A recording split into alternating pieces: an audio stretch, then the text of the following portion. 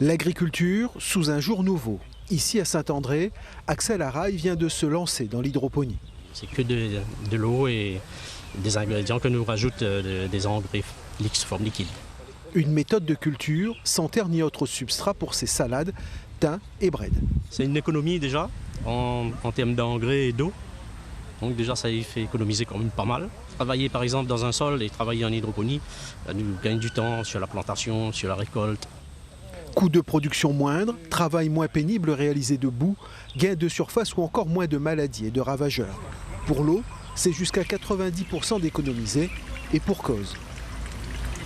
Elle est stockée, recyclée, gérée automatiquement par ordinateur, y compris pour les éléments nutritifs. L'hydroponie a fait son apparition il y a 13 ans à La Réunion. En 10 ans, on a pu avoir quand même certaines références, plusieurs parcelles tests sur l'ensemble de l'île à diverses altitudes, ce qui nous a permis de vraiment choisir les cultures les plus adaptées aux différentes exploitations. Par exemple, la laitue, on ne pourra pas forcément le faire trop dans les bas. Le cresson, on pourra le faire disons, dans les bas et dans les hauts. Et la tomate, je dirais sur l'ensemble de l'île, mais après, il faut bien voir au niveau de l'ensoleillement aussi.